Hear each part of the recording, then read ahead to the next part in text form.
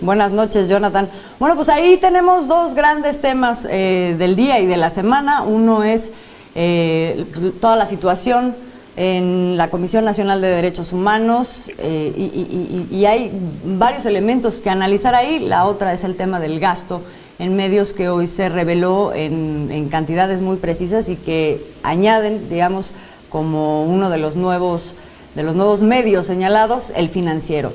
¿Qué opinas, Jonathan, de todo lo que está pasando?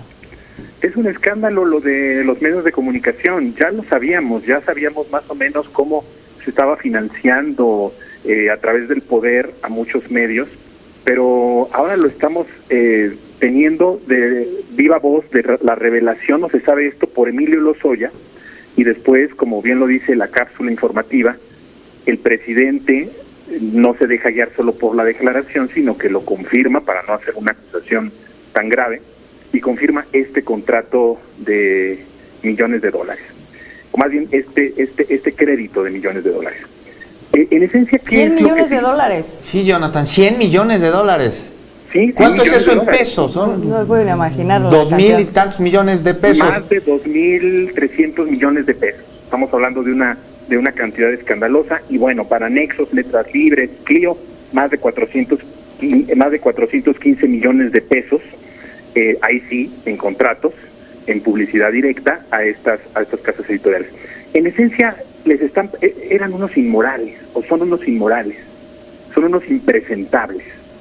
El gobierno les estaba dando esta cantidad de dinero, o estos créditos, para callar la desgracia del país. Eso es lo que significa. No nada más es una cuestión financiera, porque si analizamos el asunto solo como cuestión de dinero, no nos vamos al fondo. Lo que estamos viendo en este momento es que el gobierno del PRI, del PAN, o sea, de Calderón, de Enrique Peña Nieto, le pagaron a los medios de comunicación para callar la guerra de exterminio que declaró Felipe Calderón, y le pagó a Enrique Peña Nieto le pagó a los medios para callar todas las reformas estructurales. Hay que ir a la profundidad de eso.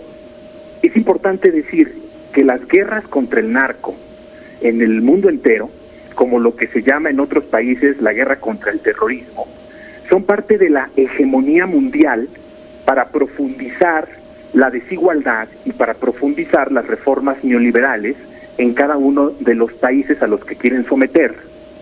Esto no es un asunto de hoy. Desde Vicente Fox tenían la planeación del IVA a los medicamentos y a las medicinas. El propio Fox se lo propuso al hoy presidente de la República, y el presidente de la República lo mandó muy lejos.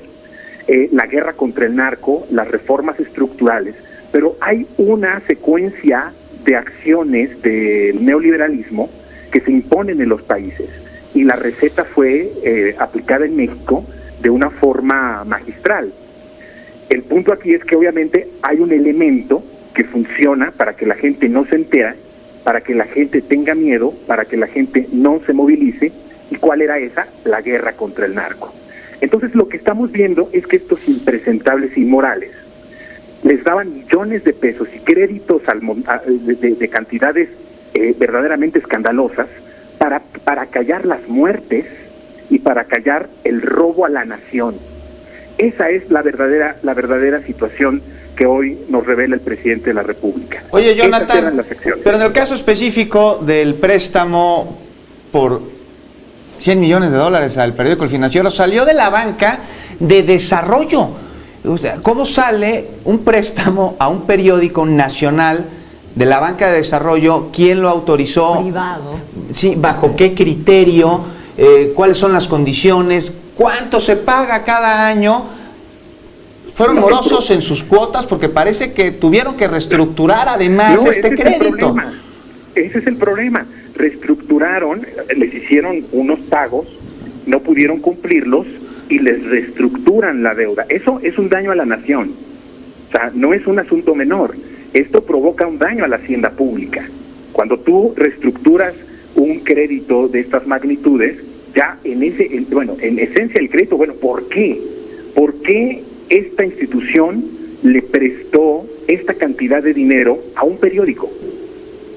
O sea, eso es lo primero que tendríamos que preguntarnos. ¿Por qué lo hizo? ¿Bajo qué concepto? ¿Bajo qué pensamiento? ¿O cuál fue el pretexto de la institución y del gobierno en este caso? Porque por supuesto que la institución no se maneja sola, tiene que tener la autorización del más alto nivel para poder efectuar el crédito. Pero no satisfechos ellos en beneficiarse de la hacienda pública, bueno, no lo pagan, no lo pueden pagar, y entonces viene una reestructura en donde ahí tendría que investigarse a fondo si esto significó como tal ya un daño a la hacienda pública. Y eso creo que es importantísimo, el que se mencione o el que se investigue. Eso, que se investigue. Que se investigue justamente, o sea, finalmente abre unas nuevas interrogantes que entonces tendrían que ser respondidas. Sí, por supuesto. Yo he estado constantemente en este espacio de Capital 21 en diferentes programas diciendo y proponiendo que no solamente que se tiene que abrir la verdad hasta en eso, en los medios de comunicación. Se tiene que abrir la verdad y que se tenga que caer los responsables, porque si lo vemos de un modo como es, son cómplices de toda esta situación. No es día gratis que ellos hablen bien del gobierno y ahora estén hablando mal del presente, ¿no? Del actual gobierno democrático.